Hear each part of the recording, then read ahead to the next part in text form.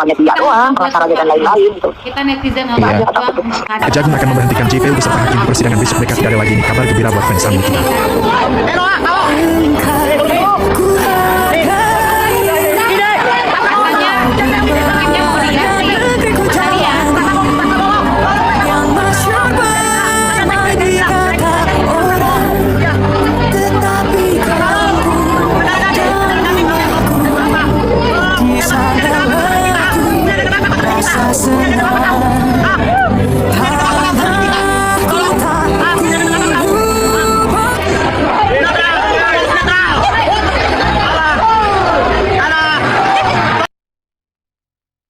Lanjut guys.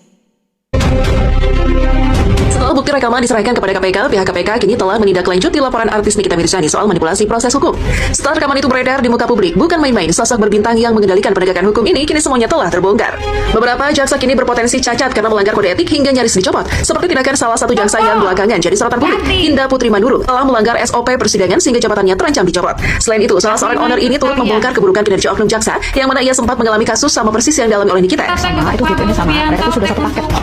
Jadi untuk kasus kita, saya melihat itu sudah jadi mereka itu tinggal melaksanakan eksekusi aja sebenarnya dan melengkapi yang namanya bukti-bukti tambah dikuatin aja. Sekali lagi saya mohon maaf kepada pihak NM maupun TG, fans-fans juga. Saya di sini speak up itu bukan ingin membela siapapun, karena saya speak up itu kasusnya sama dengan suami aku, yaitu pasal diubah pada saat dilimpahkan ke kejaksaan dengan alasan mereka punya kewenangan. Karena terus FYP akhirnya aku melihat dan cari tahu siapa sih JPU-nya, dan ternyata saya tahu JPU-nya itu sama. Ya memang laporannya seperti itu teman-teman semua. Saya tidak ingin menjatuhkan pihak pejabat.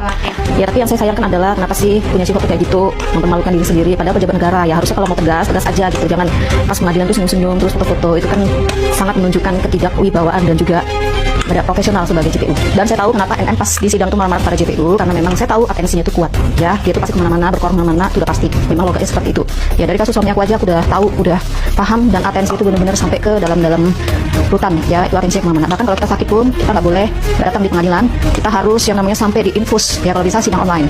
Jadi seperti itu atensinya kuat banget, dan makanya kenapa NM itu marah-marah terus pada JPU-nya. Saya yakin dia marah bukan karena tidak ada alasan apapun, tapi karena sesuatu alasan yang sangat mengganggu dia. Dikenakan hukuman 12 tahun penjara dan denda sebesar 5 miliar rupiah, Reza Gladys dan Sheila Saukia kini dihadapkan dengan masalah hukum serius hingga ditemukannya bahan kimia yang mematikan. Sementara itu, dengan jalannya proses hukum yang diduga adanya suap dan bersekongkol antara penegak hukum, 5 jaksa penuntut umum ini tercatat cacat dan nyaris dipecat karena menyalahi aturan undang-undang peradilan.